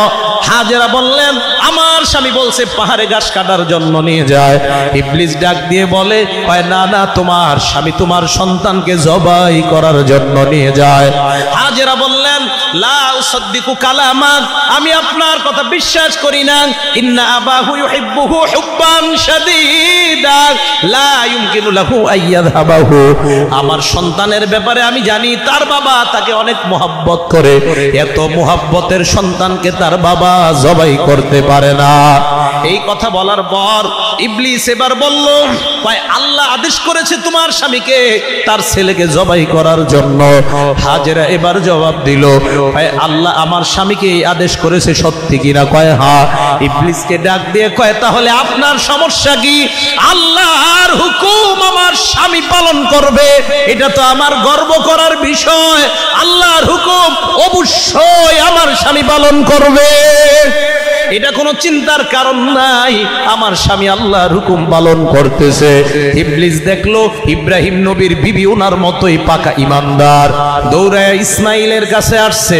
আসার পর ইসমাইলকে বলে, ছোট্ট ছেলে এইদিকে আসো। কানে কানে ডাক দিয়ে বলে, তোমার বাবা কিন্তু তোমাকে জবাই করার জন্য নিয়ে যায়। ইসমাইল কয়, না না, আমার আব্বা আমাকে অনেক মহব্বত করে জবাই করতেই পারে না। এক পর্যায়ে ইবলিস কয়, আল্লাহ হুকুম করেছে তোমার বাবাকে তোমাকে জবাই করার জন্য। ইসমাইল কি জবাব দেয়? লাইক ফাদার লাইক সান, ইংলিশের অর্থ হলো বাপ কা বেটা সিপাহী কা গোরা, কুছ না হতো থোড়া থোড়া, সন্তান ও বাবার মতো হবে, এটাই স্বাভাবিক। ইসমাইল ইবলিসের কথা শোনার পর ডাক দিয়া কয়, আল্লাহ আমার বাবাকে আদেশ করেছে কিনা? কয় হ্যাঁ। ইসমাইল কয়, আল্লাহ যখন আমার বাবাকে আদেশ করছে তিনি আল্লাহর হুকুম পালন করবে, এতে তো আপনার বলার কিছু নাই। আমি আমার বাবার এই হুকুমটা যেন সুন্দরভাবে পালন করতে পারে, আমি সন্তান হিসাবে বাবাকে সাহায্য করতে চাই। ইবলিস দেহে না, কাজ হয় না, মারে কয়েও কাজ হয় নাই, ছেলেরেও না। এবার ইব্রাহিম নবীরে স্বয়ং ধোঁকা দিতে গেছে। উনি কঙ্কর মারলেন 7টা, এই জন্য হাজিরা কঙ্কর মারে। 3বার ধোঁকা দিতে গেছে, 3বার কঙ্কর মারছে। ছুরি ধার করছে, ছেলেরে জবাই করবে। আল্লাহু আকবার বলেন, আওয়াজ দিয়ে বলেন আল্লাহু আকবার। ইসমাইলকে জবাই করার আগে বাবা ইব্রাহিমকে ইসমাইল ডাক দিয়ে কয়,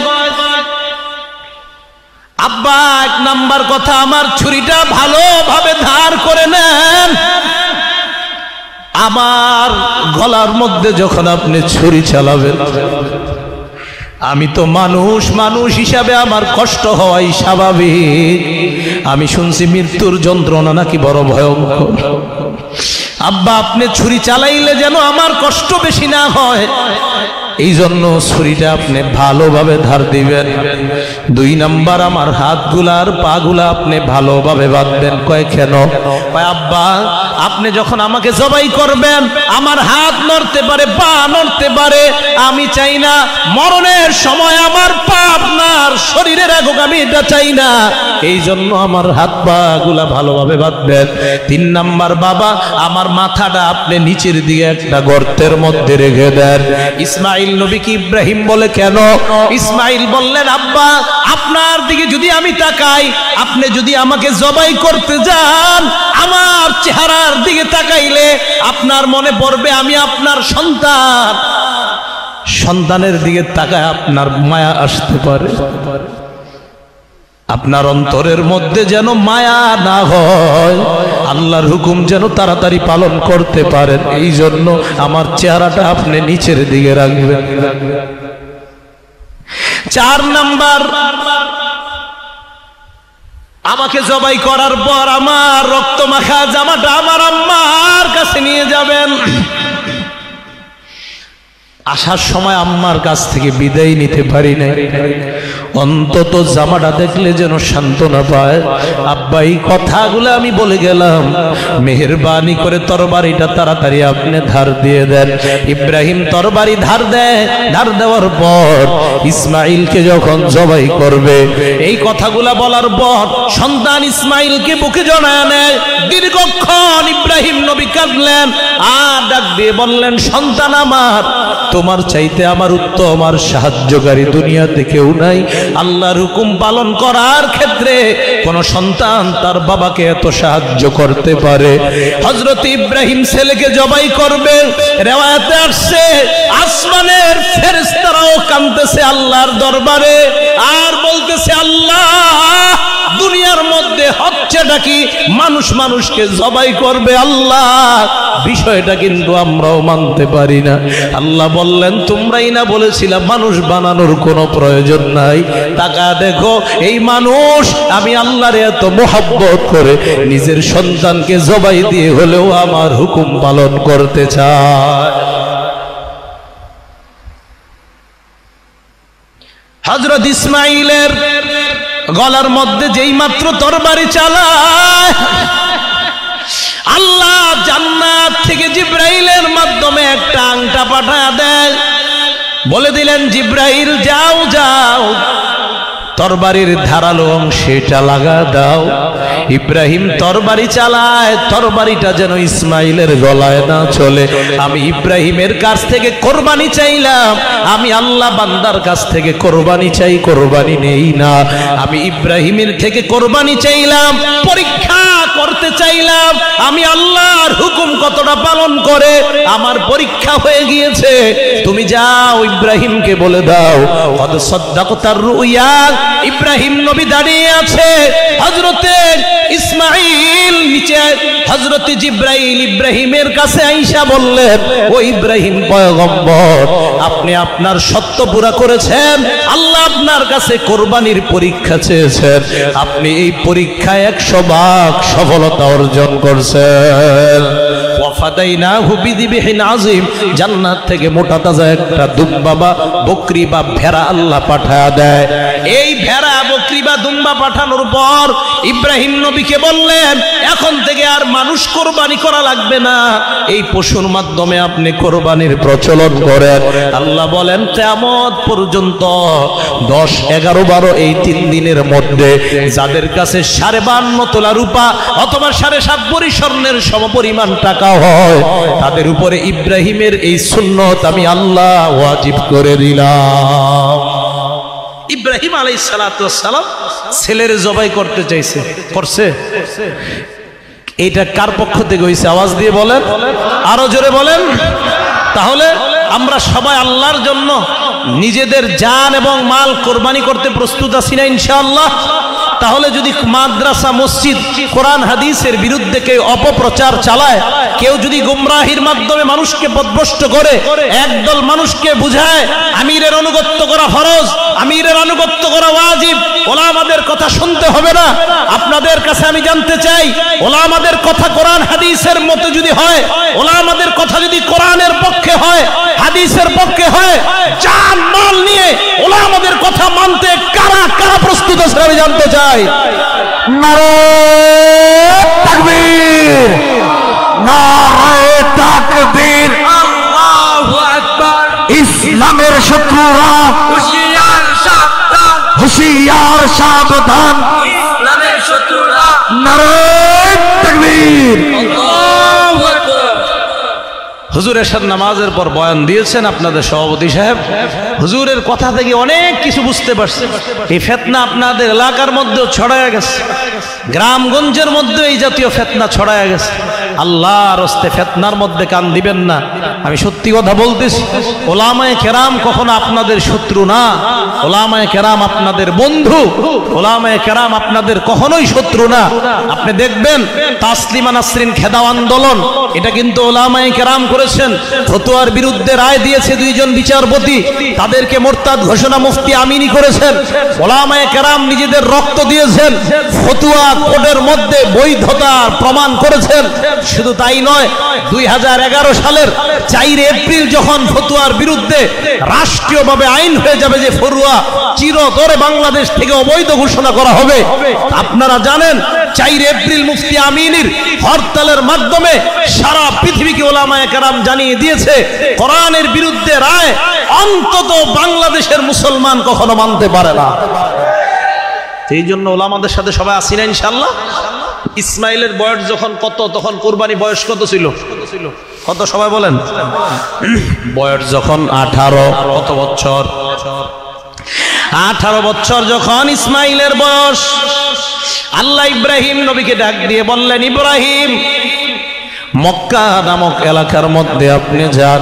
ওই এলাকায় যাওয়ার পর দুনিয়ার প্রথম ঘর যেই কাবা আমি জান্নাতের ইয়াকুত পাথর দ্বারা বানাইলাম, নূহ নবীর বন্যার সময় ওই কাবাটা আমি 4 নাম্বার আসমানে উঠায় নিলাম। আপনি যান ওই কাবা আবার বানান। হযরত ইব্রাহিম মক্কায় যায়, যাওয়ার পর দেখে ইসমাইল ড্রেনের কাজ করতেছে। ইব্রাহিম নবী ডাক দিয়ে বললেন, ও সন্তান ইসমাইল, আল্লাহ আমাকে বলছে আল্লাহর ঘর বানানোর জন্য, তুমি আমাকে সহযোগিতা করবা কিনা? ইসমাইল বললেন, আব্বা আমি সহযোগিতা করব। ইব্রাহিম নবী নিজেই রাজমিস্ত্রি হলেন, ইসমাইলকে জুগালি বানাইলেন, আল্লাহর ঘর বানাবে। এই জন্য ইব্রাহিম পুরা দুনিয়াতে সফর করলেন, পুরা দুনিয়াতে 5টা দামি দামি পাহাড়ের মাটি সংগ্রহ করলেন।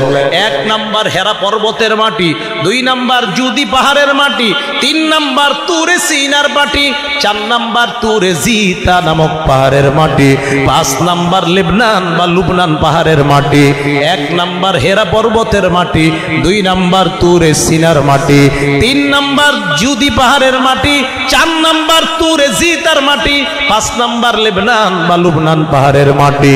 এই 5টা পাহাড়ের মাটি উনি সংগ্রহ করলেন, জুগালি বানাইলেন। ইসমাইলকে রাজমিস্ত্রি নিজেই হইলেন। আল্লাহর কাছে দোয়া করলেন, আল্লাহ কাবা ঘর বানাবো, ডিপ্লোমা ইঞ্জিনিয়ার দরকার, ডিজাইন কে করবে?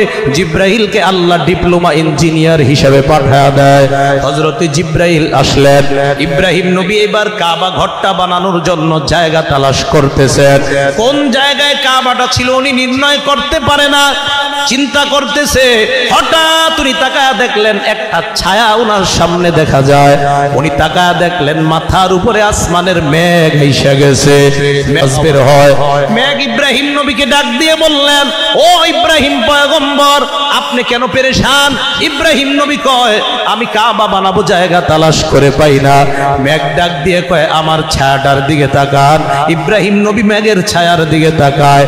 মেঘ ডাক দিয়ে বলে, আমি যতটুকু জায়গা ছায়া দান করলাম, এই জায়গার মধ্যে আপনি আল্লাহর ঘরটা বানালেন।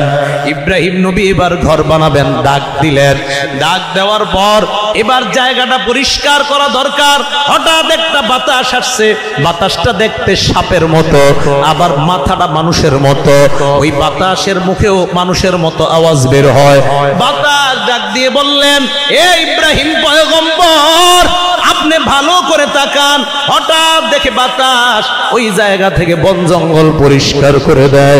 ইব্রাহিম নবী তাকা দেখলেন, জায়গাও পরিষ্কার, আবার ছায়া পরিমাণ জায়গা, কাবার জায়গা। এবার কাবা বানানো শুরু করলেন। ইসমাইল যোগালি দেয়, ইব্রাহিম নবী কাবা বানায়। উপরের কাজ করার জন্য আপনারা দেখবেন রাজমিস্ত্রিরা রশির মাধ্যমে ঝুইলা ঝুইলা কাজ করে। ইব্রাহিম নবী বললেন, আল্লাহ, আমি উপরের কাজ কিভাবে করব? আল্লাহ বললেন, মাকাম ইব্রাহিম নামক একটা পাথর আছে, ওই পাথরের উপর দাঁড়ান। কাবা শরীফের দরজা থেকে তাকায় দেখবেন এই কোনাকুনি একটা ছোট্ট পিতলের মিনারা আছে। ওই পিতলের কালার মিনারার উপরে দেখবেন একটা কাচের অংশ আছে। ওই কাচের ভিতরে একটা পাথর দেখা যায়। ওই পাথরটাকেই মাকাম ইব্রাহিম বলা হয়। আল্লাহ বললেন, আপনি ওই পাথরের উপর দাঁড়ান। ইব্রাহিম পাথরের উপর দাঁড়ায়। দাঁড়ানোর পর দেখে পাথর ইব্রাহিম নবীকে লিফটের মতো উপরের দিকে উঠা দেয়। পাথর উপরে কাজ করে, বাস বানানো শেষ। এবার কয়, আল্লাহ, পাথর বানাইলাম, ঘর বানাইলাম, এখন কি কাজ? আল্লাহ কয়, এখনো একটা কাজ আছে। কয়, কি কাজ? আপনি দুনিয়াতে ঘোষণা করেন মানুষ যেন এই ঘরের কাছে হজ করার জন্য আসে। বলেন সুবহানাল্লাহ। তো ইব্রাহিম নবী ঘোষণা করবে, আল্লাহ কোন জায়গায় দাঁড়ায় করবো? মক্কার পাশে একটা পাহাড় আছে, জাবালে আবি কুবাইস, ওই পাহাড়ের উপর দাঁড়ান। আরেক বর্ণনায় আপনি এই পাথরের উপর দাঁড়ান। দাঁড়ানোর পর ওই পাথরটাকে আল্লাহ পাহাড় বরাবর উপরে উঠাইয়া দিছে লিফটের মতো, ওখানে উঠে উনি দাঁড়াইস। তো দাঁড়ানোর পর নিচের দিকে তাকায় দেখে 2-4টা ঘর বাড়ি ছাড়া আর কিছু না। আল্লাহ, এরা হজ করতে আসবে 2-4 জন। আল্লাহ কয়, কেন? মাবুদ, আমারও ঘোষণা দিই 2-4টা ঘর ছাড়া কেউ শুনবে না। আল্লাহ বললেন, লাকাল আযান ওয়া আলাইয়াল বালাগ, আপনার কাজ ঘোষণা দেওয়া। এই যুগে যাদের কপালে আমি আল্লাহ হজ লিপিবদ্ধ করলাম, প্রত্যেকের কানে কানে ঘোষণা পৌঁছায় দেওয়ার দায়িত্ব আমি আল্লাহ নিয়ে নিলাম। দাঁড়াইস, দাঁড়ায় ঘোষণা করে দেখে আওয়াজ হয় না। কানে আঙ্গুল দিলেন, এই জন্য মুয়াজ্জিন আজানে কানে আঙ্গুল দেয়। একবার ডান দিকে ঘোষণা করলেন, তাই মুয়াজ্জিন হাইয়া আলাস সালায় ডান দিকে তাকায়। আরেকবার বাম দিকে ঘোষণা করলেন, তাই মুয়াজ্জিন হাইয়া আলাল ফালাহে বাম দিকে তাকায়। ইব্রাহিম নবী ঘোষণা করার পর হযরতে ইব্রাহিমের ওই ঘোষণাটা তাফসীরের কিতাব অনুযায়ী পুরা দুনিয়ার যাদের কপালে আল্লাহ হজ লিপিবদ্ধ করছেন, প্রত্যেকের কানে কানে এই ঘোষণা আল্লাহ পাঠায়া দেয়। আপনাদের প্রশ্ন, তাহলে হুজুর আমাদের নেত্রকোনার অনেকেও তো হজ করছে, তারা কেমনে করছে? আল্লাহর একজন ফেরেশতা আপনার জন্মের সাথে সাথে আপনার কানের কাছে আইসা যায়। আসার পর ইব্রাহিমের ওই ঘোষণা পৌঁছায় দেয়। পৌঁছানোর পর ওই বান্দাও লাব্বাইক বলে জবাব দেয়। ছোট্ট শিশুটা যদি একবার লাব্বাইক বলে, এর মানে মরণের আগে সে একবার হজ করবে। আর যদি 10 বার লাব্বাইক বলে নেয়, অবশ্যই আল্লাহ মরণের আগে তাকে 10 বার হজ করায়া দেয়। লাব্বাইক যতবার বলবে শিশু ততবার হজ করবে। তাহলে ইব্রাহিম নবী ঘরটা বানাইলেন। ঘর বানানোর পর হজের ঘোষণা দিলেন, আমাকে আপনাকে হজ করতে বলতেছেন। আর ওনার মাধ্যমে কোরবানির সূচনা হলো। কোরবানি উপলক্ষে আপনাদের এই আলোচনা। তাহলে আজকে আলোচনা থেকে কয়টা বিষয় জানতে পারলাম। 1 নাম্বার, দুনিয়ার প্রথম ঘর মানুষের ইবাদতের জন্য বানানো হয়েছে। ঘরটা মূলত দুনিয়ার বানানো না, জান্নাতের ইয়াকুত পাথর দ্বারা বানানো। নূহ নবীর বন্যার সময় ঘর 4 নাম্বার আসমানে চলে যায়। নূহ নবীর জাহাজটা জানি কয়তলা? আওয়াজ দিয়ে বলেন তো। লম্বা কয় গজ, পাশে কয় গজ, সামনাটা আসমানের দিকে কয় গজ? 30 গজ। কয়তলা জাহাজটা? কি কাঠ দিয়ে তৈরি? জাহাজে সর্বপ্রথম কে উঠছে? সর্বশেষ গাদার লেজে ধরছে কে? ইবলিস। কয় মাস চলছে দুনিয়াতে জাহাজটা? 6 মাস চলার পর যেই পাহাড়ে থামছে, পাহাড়টার নাম জুদি পাহাড়। কি পাহাড়? কাবা 4 নাম্বার আসমানে উঠায় নেওয়ার পর ইব্রাহিম নবী পর্যন্ত দুনিয়াতে কাবা নাই, আবার ইব্রাহিম নবীর মাধ্যমে কাবা দুনিয়াতে আল্লাহ স্থাপন করলেন। এইভাবে দুনিয়ার প্রথম ঘর দুনিয়াতে স্থাপিত হলো। কোরবানিও হযরত ইসমাইলের মাধ্যমে সূচনা হলো। আর বর্তমান যে কাবাটা, এই কাবাও দুনিয়ার মধ্যে আবার ইব্রাহিমের মাধ্যমে আল্লাহ সূচনা করলেন। এই কাবার দিকে আল্লাহ তাআলা ইব্রাহিমের মাধ্যমে আমাদেরকে হজের দাওয়াত দিলেন। আল্লাহ পাক রব্বুল আলামিন যাদেরকে তৌফিক দান করেছেন, আমরা যেন মরণের আগে অন্তত একবার হজ আদায় করতে পারি, আল্লাহ আমাদের সকলকে তৌফিক দান করেন। আমিন। ওয়া আখিরু দাওয়ানা আলহামদুলিল্লাহ। Allah Allah Allah Allah Allah Allah Allah Allah Subhanallah। নূহ পয়গম্বর দাওয়াতের কাজ করলেন, 950 বছর দাওয়াত দিলেন। এই দাওয়াত দেওয়ার পর 80 থেকে 82 অথবা 40 থেকে 42 জন মানুষ মুসলমান হয়। হযরত নূহ পয়গম্বর এত বছর দাওয়াত দেওয়ার পর উনি দেখলেন দাওয়াতে বেশি কাজ হয় না। আল্লাহর কাছে দোয়া করলেন, আল্লাহ ইন্নী দাউতু কওমি লাইলান ওয়া নাহারা, আমি আমার সম্প্রদায়কে দিনের বেলা দাওয়াত দিলাম, রাতের বেলা দাওয়াত দিলাম। ফালাম ইয়াজিদহুম দুআই ইল্লা ফিরারা, এরা আমার দাওয়াত পাইয়া শুধু পলায়ন করে। আল্লাহ মাবুদ গো, এক কাজ করো, এদের কি তুমি ধ্বংস করে দাও। আল্লাহ বললেন, নূহ কেন ধ্বংস করব? নূহ নবী বললেন, ইন্নাকা ইনতাদারহুম ইউদিল্লু ইবাদাকা ওয়া লা ইয়ালিদু ইল্লা ফাজিরান কাফফারা, এদেরকে যদি আপনি দুনিয়ার মধ্যে ছেড়ে দেন, এদের সন্তানগুলাও তাদের মতো খারাপ হবে। মাবুদ এদেরকে আপনি সমূলে ধ্বংস করে দেন। নূহ নবীর দোয়া আল্লাহ কবুল করলেন। কবুল করার পর ধ্বংসের একটা সিস্টেম আল্লাহ জানায়া দিলেন। আল্লাহ বললেন, ওয়াসনাইল ফুলকা, এ নূহ পয়গম্বর আপনি একটা জাহাজ বানান, বিআয়ুনিনা, আমার তত্ত্বাবধানে একটা জাহাজ বানান। হযরতে নূহ পয়গম্বর জাহাজ বানানোর ঘোষণা পাইলেন। পাওয়ার পর জাহাজ বানানোর কাজ শুরু করবেন। আল্লাহর কাছে প্রশ্ন করলেন, আল্লাহ জাহাজ কি স্টিল দিয়ে বানাবো নাকি কাঠ দিয়ে বানাবো? আল্লাহ জানায়া দিলেন, মিন খসাব, আপনি কাঠের মাধ্যমে একটা জাহাজ বানান। এই ঘোষণা দেওয়ার পর নূহ নবী বললেন, আল্লাহ কোন গাছের কাঠ দিয়ে বানাবো? আল্লাহ বলে দিলেন, মিন খসাবিস সাদ, শাল কাঠ দিয়ে আপনি জাহাজ বানান। কি কাঠ মনে থাকবে নি? নূহ নবী যে জাহাজটা বানাবে কি কাঠ দিয়ে? সবাই বলেন।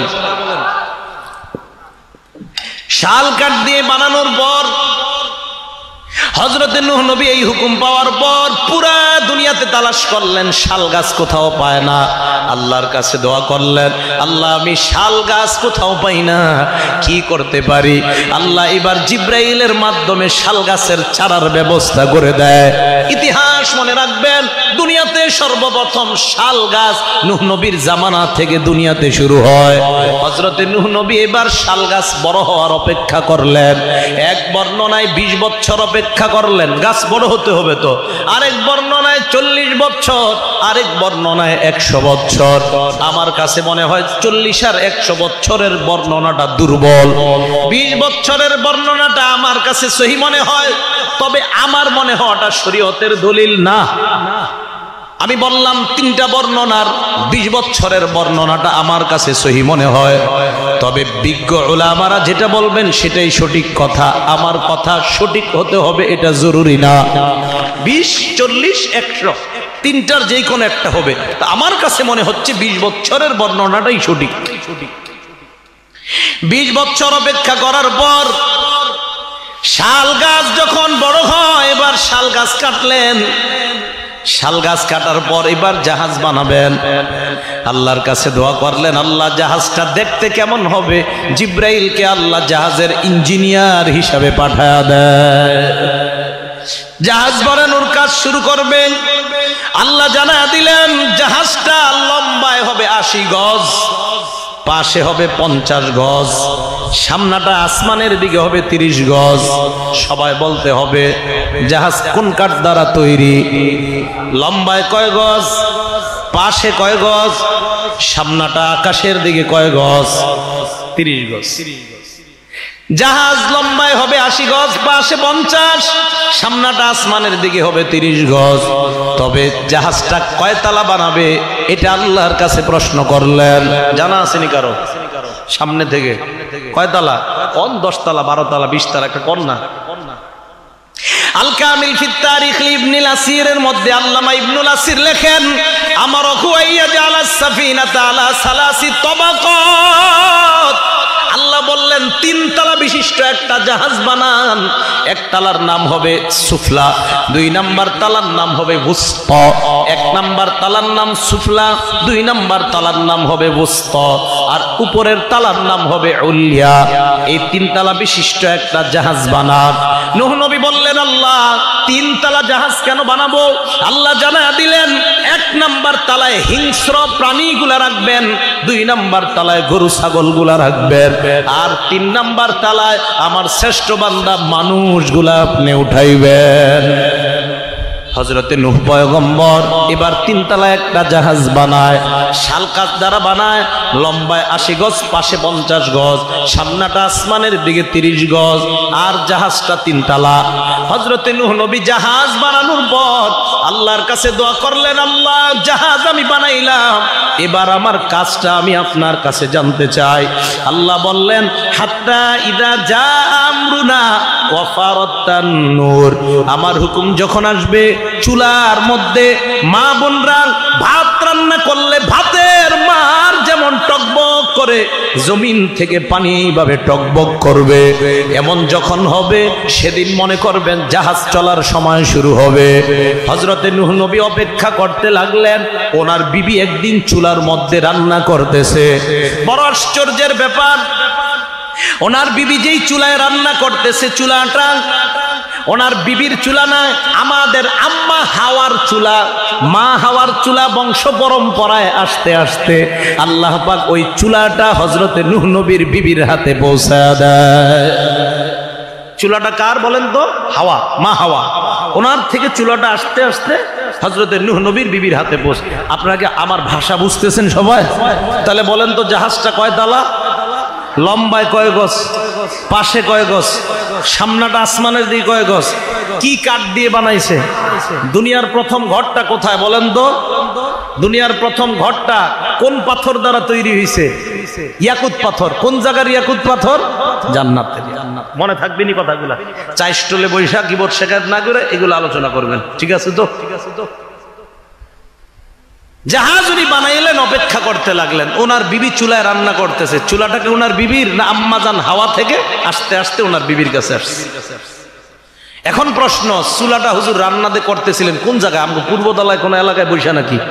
প্রশ্ন হয়। 3টা বর্ণনা।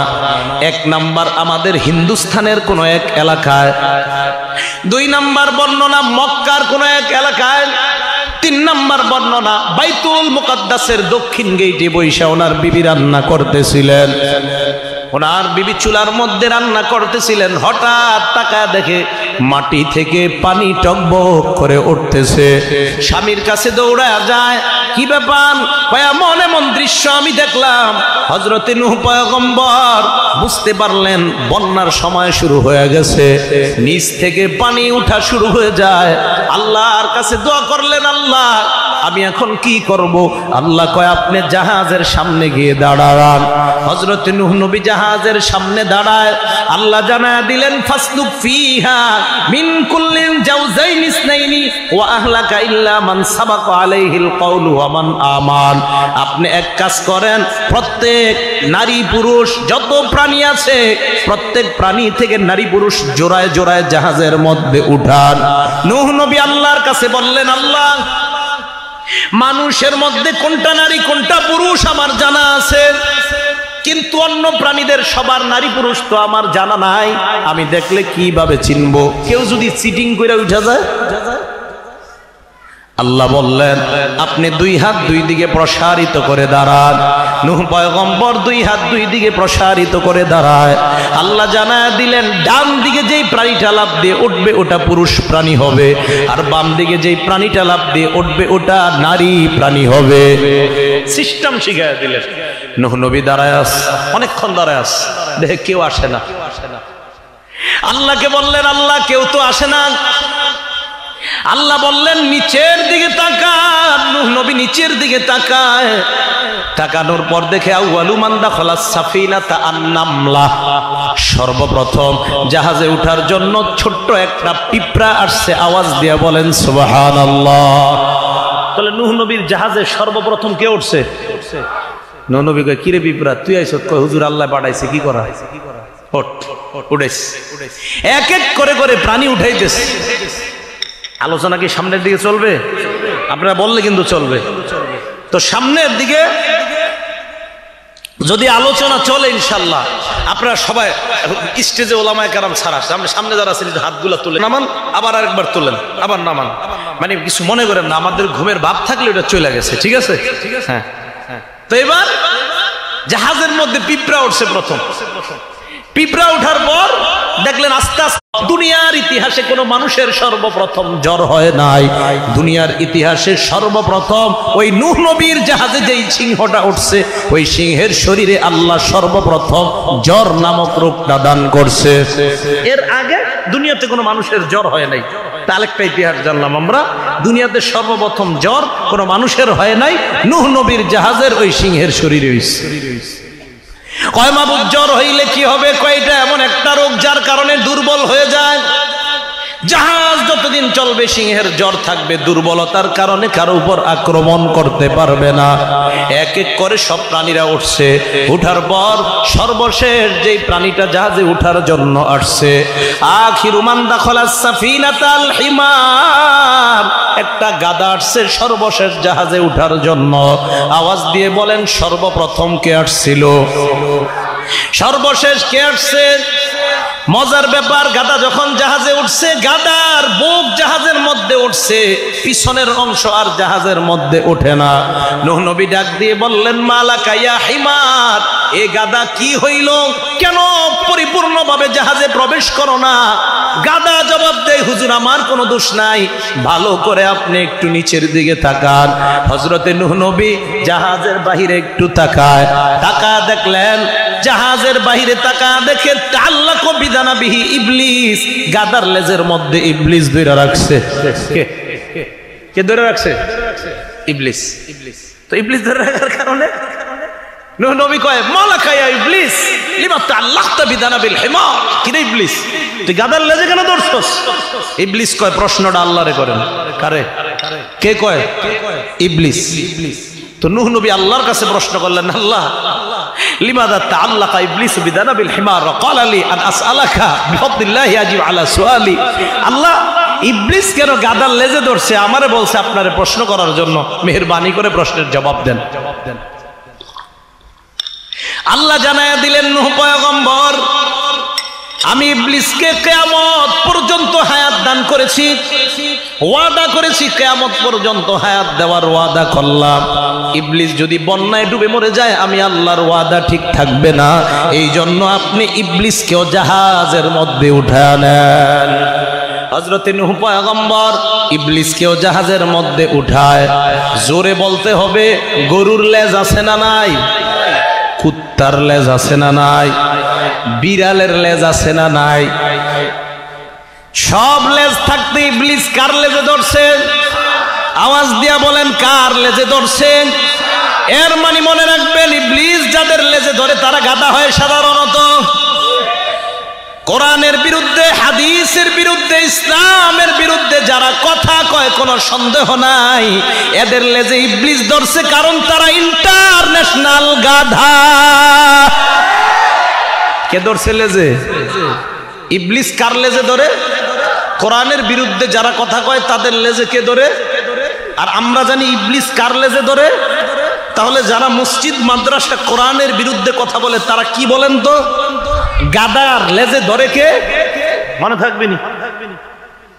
তো জাহাজে উঠছে গাদা, উঠার পর নিচ থেকে পানি উঠা শুরু হয়, প্রচুর পরিমাণ পানি হয়, আসমান থেকেও পানি পড়া শুরু হয়। এত পরিমাণ দুনিয়ার মধ্যে পানি হয়, দুনিয়ার সবচাইতে উঁচু পাহাড় মাউন্ট এভারেস্ট, ওই পাহাড়ের উপরে 15 গজ পরিমাণ পানি হয়। দুনিয়ার সবচাইতে উঁচু পাহাড় ওই পাহাড়ের 15 গজ উপরে পানি হয়। এত পরিমাণ পানি দুনিয়ার মধ্যে হয়। আপনাদের প্রশ্ন, হুজুর কাবা ঘরের সাথে এই যে ঘটনা বললেন, ঘটনার কি সম্পর্ক? হযরতে নূহ নবীর জামানায় কি সম্পর্ক দেখেন। নূহ নবী জাহাজের মধ্যে উঠলেন, জাহাজ চলা এখন শুরু হবে। আল্লাহর দরবারে দোয়া করলেন, আল্লাহ জাহাজ চালাবো, জাহাজের ইঞ্জিলের কোনো ব্যবস্থা নাই। আল্লাহ বললেন, ইঞ্জিল দরকার নাই, আপনি জাহাজের মধ্যে যখন উঠবেন, আরকাবু ফিহা বিসমিল্লাহি মাজরিহা ওয়া মুরসাহা ইন্না রাব্বী লাগফুরুর রহিম। এই দোয়াটা পড়বেন, পড়ার পর দেখবেন অটোমেটিক জাহাজ চলা শুরু হয়ে যায়। হযরতে নূহ পয়গম্বর জাহাজের মধ্যে উঠার পর জাহাজ চলা শুরু হয়ে যায়। পুরা দুনিয়ার মধ্যে, আমাদের এই এলাকায় জাহাজ আসছে, পুরা দুনিয়ার মধ্যে জাহাজটা 6 মাস পর্যন্ত চলছে। কয় মাস? 6 মাস চলতে চলতে জাহাজ যখন নাকি দুনিয়ার প্রথম ঘর কাবার এলাকার মধ্যে যায়, যাওয়ার পর দেখে কাবা শরীফটা আর দুনিয়ার মধ্যে নাই। কি ব্যাপার, কাবা কোথায় গেল? আল্লাহ জানা দেয়, দুনিয়ার প্রথম ঘর কাবা, যেই কাবা আমি জান্নাতের ইয়াকুত পাথর দ্বারা বানাইলাম, নূহ নবীর বন্যার সময় নবীর কাছে আর যায় না। নূহ নবী চিন্তায় পড়ে গেলেন, এত আগে কাক আমি পাঠাইলাম, এখনো কেন আসে না? কবুতরকে ডাক দিয়ে বললেন, কবুতর দুনিয়ার মধ্যে যাও, দেখবা পানি শুকাইছে কিনা। কবুতর আসছে, আইসা তাড়াতাড়ি সংবাদ দিছে, হুজুর পানি শুকাইছে। একটু পর কাকও আসছে। কাক আসার পর নূহ নবী বললেন, মা লাকা ইয়া গুরাব লিমা তাখারতা, কিরে কাক তুমি কেন দেরি করলা? কাক জবাব দেয়, আল্লাহর পয়গম্বর মেহেরবানি করে আমাকে মাফ করে দেন, আমি দুনিয়াতে গেলাম, যাওয়ার পর গরু পচা দেইখা লোভ সামলাইতে পারি নাই, গরুর উপর বইসা আমি ঠরকানো শুরু করে দিলাম। হযরতে নূহ নবী তাকায়া বলেন, এ কাক, কিয়ামত পর্যন্ত মানুষের সাথে তোমার বসবাস সম্ভব নয়। আর কবুতরকে বললেন, কবুতর কিয়ামত পর্যন্ত মানুষ একটা ঘরে ঘুমাবে, পাশের ঘরে ছোট্ট তোমার জন্য ব্যবস্থা করে রাখবে। আপনাদের এলাকায় কাক কেউ পালে? কবুতর? ওই যে নূহ নবী বলছে তাই। তাহলে এবার আসেন, বন্যার সময় দুনিয়ার প্রথম ঘর কাবা আল্লাহ কয় নাম্বার আসমানে